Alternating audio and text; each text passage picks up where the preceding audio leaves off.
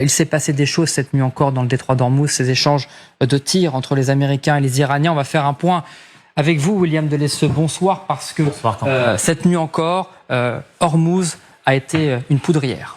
Effectivement, avec d'abord une frappe non revendiquée dans le détroit d'Ormuz. Il faut remonter à samedi, frappe contre un navire battant pavillon panaméen. Il est 8 heures, le Kikou, ce pétrolier chargé de 2 millions de barils, vogue dans les eaux au large des Émirats au sud de l'Iran. Donc voici sa dernière position connue, on va la voir sur la carte. Ce navire est attaqué par un drone, une action condamnée et attribuée à l'Iran par le CENTCOM, le centre de commandement américain. Aucun membre d'équipage n'a été blessé, il n'y a pas eu de fuite de pétrole. Le Kikou devait rejoindre Fujairah aux Émirats, le terminal d'export de pétrole qui se trouve de l'autre côté du détroit d'Ormuz. Donc, et quand on regarde dans le détail, je m'appuie sur une analyse de l'Institut d'études de la guerre, institut américain. Quand on voit la route qu'a emprunté le navire, c'est peut-être cela qui a donné aux Iraniens une raison de le cibler. Il prend la route du sud, cette route-ci, via Oman, donc, et non les itinéraires que vous voyez plus au nord, itinéraires strictement iranien, et cette route alternative à l'heure où on se parle n'est pas approuvée officiellement par Téhéran. Ensuite vient la riposte américaine après cette frappe de drone. Quelques heures plus tard, les Américains le disent explicitement, 10 sites iraniens sont visés par des bombardements de la marine et de l'Air Force, et ce, en représailles, Quentin. Et est-ce qu'on connaît les cibles américaines ? Alors, l'armée américaine a visé des sites au sud de l'Iran, sur l'île de Keshm, ici, et à Sirik. Les médias iraniens ont officiellement évoqué des explosions contre des capacités militaires. Une tour de communication a été ciblée. Le message, là encore, est très clair. L'Iran franchit une étape ce matin en revendiquant officiellement frapper Koweït et Bahreïn. 8 infrastructures de l'armée américaine sur la base Ali Al-Salem au Koweït et sur la base de la 5e flotte navale à Port Salman à Bahreïn sont ciblées d'après Téhéran. Le Koweït et Bahreïn, 2 pays dans lesquels se trouvait Marco Rubio, le secrétaire d'État américain, pas plus tard que cette semaine, dans le cadre d'une tournée dans le Golfe. Il s'est affiché, vous le voyez, aux côtés de ses homologues et des émirs en frappant 3 jours après la fin de cette tournée de Marco Rubio. L'Iran avertit donc directement les États-Unis. Merci beaucoup, William Delesseux, pour ce point complet. Général Aberet, on a besoin de vos lumières parce que j'imagine que les téléspectateurs et nous-mêmes aussi, on est un petit peu perdus. On est dans un protocole d'accord qui dure maintenant depuis 10 jours à peu près, un peu plus d'une semaine. Et pour autant, Iran et les États-Unis se frappent mutuellement depuis maintenant 48 heures. C'est le retour de la guerre. Alors non, je crois que c'est un sursaut, je dirais malheureusement normal en phase de négociation. Puisque même si les négociations sont entamées, les différents acteurs ne sont pas forcément d'accord sur un certain nombre de conclusions. Et donc l'utilisation des moyens armés, notamment de la part de l'Iran, c'est l'occasion de replacer aussi les capacités militaires au cœur du champ de ces négociations. D'autant que, comme vous le savez, dans les points qui sont débattus, il y a une question autour de ce qu'on pourrait appeler peu ou prou la privatisation des flux qui se déplacent dans le détroit d'Ormuz. Et donc le fait de frapper un navire dans un des chenaux qui ne sont pas ceux identifiés par les Iraniens, eh bien c'est aussi le moyen de dire aux Américains, vous voyez, nous sommes en phase de négociation, mais pour autant nos intérêts divergent encore pour l'instant. Je vous rappelle, Monsieur Trump, que nous avons des capacités de frappe qui sont intactes, quelles que soient les campagnes de bombardement successives autour de Keshm, Sirik et Bandar Abbas. Vincent Crouzet, on était sur ce plateau il y a 24 heures pour évoquer le retour de ces escarmouches entre Américains et Iraniens. On se retrouve 24 heures plus tard avec de nouveaux tirs entre les deux belligérants. Est-ce que la tension quand même monte d'un cran ? Oui, la tension monte d'un cran. D'abord, la cible des Iraniens n'est pas n'importe quelle cible, c'est un super tanker. William l'a rappelé tout à l'heure. Donc 2 millions de barils. Certainement, il allait charger à Fujairah, donc il était à vide à ce moment-là. 2 millions de barils, c'est un très gros tanker. C'est l'équivalent de 20% de la production quotidienne saoudienne, par exemple. C'est l'équivalent de la production quotidienne iranienne. 2 millions de barils, sachant que quand la circulation est à son maximum dans le détroit d'Ormuz, c'est à peu près 20 millions de barils jour qui passent par le détroit d'Ormuz. Donc c'était une très grosse cible qui a été identifiée et frappée par les Iraniens. Ensuite, en revanche, la riposte américaine, elle est relativement modeste. 10 cibles. Moi, ce qui m'étonne, c'est qu'il y a encore donc des infrastructures radars côtières intactes côté iranien sur cette partie-là du littoral, qui a encore des tours de télécom intactes. Bon, ils ont frappé un port des gardiens de la révolution islamique, donc à Sirik, à Bandar Sirik. Bandar Sirik, c'est pas une énorme cible, hein. C'est 5000 habitants. Simplement, il y a un petit port, voilà, à partir duquel les GRI peuvent opérer avec leurs vedettes rapides. Donc, pour l'instant, c'est une riposte mesurée, sachant que les Américains ne peuvent pas hausser leurs mesures de rétorsion et leur riposte, parce que dans quelques jours, il y a le 4 juillet, il y a un défilé quasiment triomphal qui est orchestré par Trump. Il ne peut pas se permettre un accident ou bien une perte d'appareils dans les heures ou dans les jours précédant justement cette célébration. Et on écoutera d'ailleurs Donald Trump dans un instant, parce qu'il a été très menaçant quand même envers les Iraniens il y a quelques heures sur son réseau social. On va prendre la direction de Doha, au Qatar. On retrouve notre envoyé spécial, Pierre-Olivier Dantan, parce qu'on a envie de savoir un petit peu la situation dans le détroit d'Ormuz. Est-ce que tout s'est figé avec ces tirs et ces escarmouches entre les Iraniens et les Américains, ou est-ce que la circulation a repris et continue de passer? Est-ce que les bateaux continuent de passer? Ce qui est sûr, Quentin, et vous venez de le dire d'ailleurs, c'est que Bahreïn et Koweït ont une nouvelle fois été visés la nuit dernière pour la deuxième nuit consécutive. Bahreïn et Koweït qui font partie des deux pays les plus visés dans la région sur les affrontements entre le mois de février et le mois de juin. Alors pourquoi Bahreïn et Koweït spécifiquement? Et Bahreïn, tout d'abord, c'est situé simplement à quelques dizaines de kilomètres à peine des côtes iraniennes. Donc forcément, ils sont en première ligne. Mais Bahreïn abrite surtout ce fameux quartier général de la 5e flotte de l'US Navy dont vous parliez à l'instant en plateau. C'est clairement un pilier stratégique des opérations militaires américaines dans la région et surtout touché à la 5e flotte, comme les Iraniens l'ont fait cette nuit, disent l'avoir fait cette nuit, c'est s'attaquer au cœur de la stratégie américaine dans la région. Voilà pourquoi ces frappes ont eu lieu. Et Téhéran, d'ailleurs, le sait, selon nos confrères du Wall Street Journal, entre le mois de février et le mois de juin, c'est le quartier général du commandement de cette base, une douzaine d'autres bâtiments et 2 terminaux de communication satellite qui ont été durement touchés. Le Koweït, à côté, c'est un petit peu la même histoire. En fait, le Koweït héberge un soutien terrestre et logistique particulièrement important pour les États-Unis sur son sol, et Téhéran, justement, en visant ces deux pays, le but, c'est de véhiculer un message fort aux monarchies du Golfe. Ce message, c'est toute coopération avec les États-Unis peut entraîner un coup direct. Nous pouvons atteindre vos bases si nous le souhaitons. Voilà pourquoi Koweït et Bahreïn sont particulièrement visés.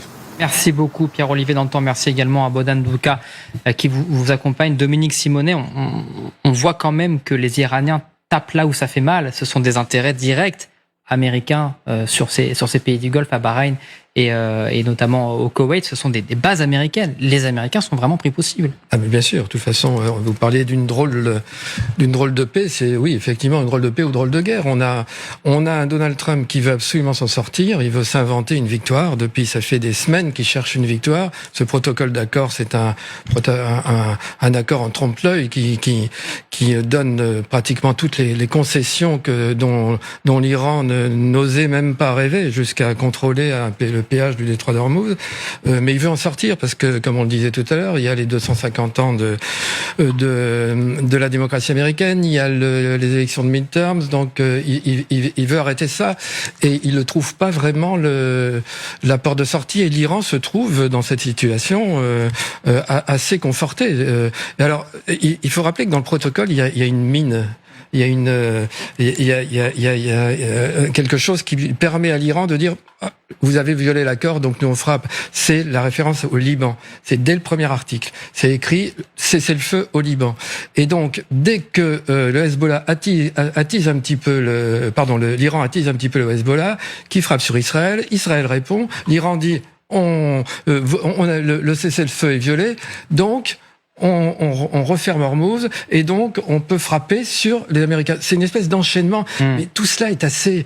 Moi, ça me surprend vraiment pas. Je veux dire, on voit que c'est le jeu depuis des semaines et des semaines de l'Iran, et cette incapacité de Donald Trump à d'abord à maintenir ses objectifs de guerre. Vous souvenez, on ne parle plus que d'une petite concession maintenant sur des inspections du nucléaire. On est très très très loin de ce dont on parlait il y a encore, je sais pas, même 15 jours ou un mois, de récupérer l'uranium, récupérer l'uranium, etc. On parle pas des proxys. Donc les concessions ont baissé. On est même en deçà de l'accord d'Obama. Donc pour Donald Trump, il veut essayer de montrer que il a quand même gagné quelque chose. Il veut absolument faire ça. Et l'Iran en profite d'une manière assez habile, il faut le dire. Et les États-Unis là parlent de maintenant, on entend beaucoup le mot à Washington de diplomatie coercitive. Donc on fait un peu de frappe, un peu de négociation, mais on voit bien que l'Iran n'est pas prêt à céder. Il a jamais été prêt à céder. Alors on évoquera Donald Trump précisément et ce qu'il dit et sa position après la pause dans le grand dossier, parce qu'on va analyser justement ces mots et à quel point les Américains ont été touchés, notamment dans cette guerre en Iran. Mais écoutons d'abord les Iraniens, parce qu'on les sent extrêmement menaçants, en position de force sur cette question notamment du détroit d'Ormuz. Écoutez le chef de la diplomatie, Abbas Araghchi. Toute tentative visant à adopter des dispositions nouvelles ou différentes de celles actuellement mises en œuvre par la République islamique d'Iran ne fera que compliquer la situation, retarder la réouverture du détroit d'Ormuz et exacerber les tensions, comme nous l'avons constaté ces 2 dernières nuits avec les incidents survenus dans le détroit d'Ormuz qui ont entraîné une montée des tensions et des affrontements. Claire Cambier, c'est quand même fascinant, sidérant, j'ai du mal à trouver le mot, de voir à quel point les Iraniens se sentent en position de force. Ils le sont, en fait. Oui, exactement. Et ce qui est inquiétant, d'ailleurs, pour la sécurité de la région, c'est que, vous le savez, les missiles balistiques ne sont pas du tout présents dans le protocole d'accord. Il y a déjà, d'ailleurs, eu un communiqué conjoint avec les États du Golfe et les Américains cette semaine qui demandait à remettre cette question sur la table. Les Américains ont toujours dit que ce n'était plus un problème. On voit aujourd'hui, avec les frappes qui ont opéré cette nuit, eh bien que les tirs n'ont pas concerné que des drones, ça a aussi concerné des tirs de missiles balistiques. Donc ça signifie que les Iraniens en ont encore. Trump l'a d'ailleurs lui-même reconnu. Il y a une journaliste, Jennifer Griffin de Fox News, qui demandait à un responsable américain, mais pourquoi vous avez refrappé à nouveau Syrie et ses bases sur les côtes? Vous les avez déjà frappées pendant la guerre. Le responsable américain a tout simplement répondu, eh bien oui, on leur a fait mal, mais ils ont réussi depuis début avril, depuis le cessez-le-feu, eh bien remobiliser leur défense antiaérienne, à déplacer leurs forces, et ils sont encore en capacité de tirer. Et justement, on va faire un point sur les capacités militaires iraniennes avec vous, Esther Abitbol, parce que c'est exactement ce que nous disait Claire Cambier il y a quelques instants. La vitesse est impressionnante pour les Iraniens. Son arsenal a été considérablement affaibli, mais on va voir que ça recrée très vite, ça reproduit très vite. Oui, notamment depuis le dernier cessez-le-feu le 7 avril, Téhéran a pu reconstituer son arsenal. Quentin, d'abord, il disposerait toujours d'un important stock de missiles balistiques. Selon le service de renseignement américain, avant la guerre, Téhéran en possédait l'équivalent de 6 000. Aujourd'hui, ce chiffre pourrait être 2 fois moins élevé. Selon le colonel Michel Goya, que l'on connaît bien sur cette antenne, il détiendra encore 1 millier de missiles balistiques à moyenne portée, donc pouvant atteindre Israël. Et entre 1000 et 2000 missiles à courte portée pouvant frapper les pays du Golfe. Donc c'est ce que l'on voit ici sur cette image. Téhéran aurait également eu le temps de reconstituer son stock de drones Shahed. Je vous le rappelle, donc très rapide à fabriquer. Il en détiendrait aujourd'hui l'équivalent de plusieurs milliers. Enfin, selon un responsable américain au Washington Post, l'Iran conserverait 75% de ses systèmes de lance-missiles portatifs, en clair, des missiles anti-chars. Et la question que l'on se pose également, est-ce que l'Iran a la capacité aujourd'hui de protéger le détroit d'Ormuz? Oui, l'Iran peut toujours perturber la navigation et donc menacer le trafic. Téhéran dispose déjà de sa flotte moustique, avec notamment des centaines d'embarcations rapides utilisées, donc on la voit ici à l'écran, utilisé donc par les gardiens de la Révolution. Ce dispositif est complété par un autre pilier, des missiles anti-navires côté déployés le long du littoral iranien. Enfin, rappelons que leur perte humaine serait limitée. Seuls quelques milliers de combattants auraient été tués. Mais attention, ces chiffres sont bien sûr à prendre avec des précautions. Aujourd'hui, 150 000 gardiens de la Révolution et 40 000 membres des Bassilji, la milice paramilitaire iranienne, seraient encore actifs. Merci beaucoup, Esther Abitbol, pour ce point complet. Romuald Siora, Donald Trump a beau nous dire qu'il a détruit les capacités iraniennes, visiblement les chiffres nous montrent que oui, il y a eu un affaiblissement, mais on est loin de l'anéantissement total des capacités militaires de l'Iran. Mais bien évidemment, il nous disait la même chose l'année dernière après les bombardements de juin 2025. Mais pour revenir sur ce qui a été dit, il faut garder une chose à l'esprit. Effectivement, Trump n'a aucune intention de retourner en guerre. Il n'a aucune intention qu'à ce que le conflit reprenne. Les Iraniens non plus. Ce à quoi nous assistons, comme cela a été dit, c'est juste un épisode de négociation classique dans l'histoire de toutes les négociations, de toutes les guerres. Néanmoins, même si je reste convaincu que Donald Trump, on l'a répété assez, on est tous d'accord depuis des semaines, cherchait son accord, ce bout de papier, il était prêt à avaler des couleuvres, il en a avalé des encore plus grosses que ce que l'on aurait pu imaginer. Même si Trump veut absolument se sortir du bourbier iranien, le 250e anniversaire, les élections de mi-terme, etc., etc. Et puis surtout, ce que je répète à chaque fois, c'est que pour la première fois en plus de 10 ans, l'électorat de cœur de Trump, la nation MAGA, ces gens qui l'ont suivi le 6 janvier 2021 lors de l'assaut contre le Congrès et dont il pourrait avoir besoin dans des circonstances analogues, avaient commencé à se retirer, se sentait trahi par ce président qui nous avait promis à nous autres Américains de ne pas nous entraîner dans une guerre style Irak ou Afghanistan. Donc bref, Trump n'a aucun intérêt à retourner dans le conflit, mais c'est quand même là où je me permets d'attirer votre attention. Il faut quand même faire attention. Et ne pas oublier que Trump est la personne qui a bombardé l'Iran en juin 2025 et la personne qui a déclenché cette guerre il y a quelques mois. Aujourd'hui, son opinion publique, en général, le traite quasiment, on parle de capitulation. Les Américains n'ont pas accepté du tout le fait des concessions financières, 300 milliards potentiellement d'investissement, les avoir gelés. Les Américains savent très bien qu'en principe, dans une guerre, c'est pas le vaincu qui touche de l'argent. Et donc, Trump, poussé à bout, si les Iraniens tirent trop sur la corde, pourrait redevenir méchant. On analysera encore une fois les déclarations de Donald Trump ces dernières heures, mais un point sur cet arsenal militaire iranien avec vous, mon général. On a quand même le sentiment de se dire comment font les Iraniens pour aller à cette vitesse-là, malgré les frappes. 13 000 cibles américaines qui ont été ciblées, qui ont été visées en Iran, et pour autant, l'Iran arrive quand même à reconstituer ses stocks. Comment font-ils ? Mais ce n'est une surprise pour personne. Et si on regarde l'histoire, sans aller très très loin, pendant la Deuxième Guerre mondiale, en 1943, les Alliés déversent 2 millions de tonnes de bombes sur les grands centres allemands. Les Allemands produisent 3500 chars. L'année d'après, c'est pas 2 millions, c'est 9 millions de tonnes qu'ils déversent, et les Allemands produisent quasiment 2 fois plus de chars. Les Iraniens font la même chose, ils enterrent leurs capacités, d'ailleurs ça faisait bien longtemps qu'ils se préparaient à ces frappes aériennes, ils enterrent les capacités, ce sont des technologies qui sont relativement simples à mettre en œuvre, donc à partir du moment où vous avez des technologies simples, et que elles sont simples à monter et à tirer et à déployer, en fait vous avez un arsenal qui remonte en puissance. Juste une petite remarque quand même sur ces chiffres d'arsenaux, 1000, 2000, 3000, etc. On est un peu dans une logique très occidentale de la comparaison des arsenaux.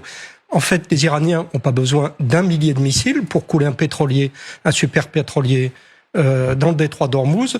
À certains endroits, le détroit d'Ormuz, il fait 60 mètres de profondeur. Donc, il suffit de tirer 5, 10, 15, 200 drones. Vous n'en avez pas besoin de milliers et de milliers pour bloquer complètement la situation. Donc, ils ont des capacités, elles sont réelles. Le nombre en soi n'est pas significatif puisqu'à partir du moment où vous avez quelques missiles qui frappent, vous atteignez votre objectif. Et je terminerai par un point. Là, les Iraniens ont ciblé Bahreïn et le Koweït, mais tout ça est très maîtrisé en termes de volume de frappe. Ils n'envoient qu'un message. Et on peut envoyer un message avec une dizaine de missiles. C'est pour ça que la situation, elle est très inconfortable pour les Américains.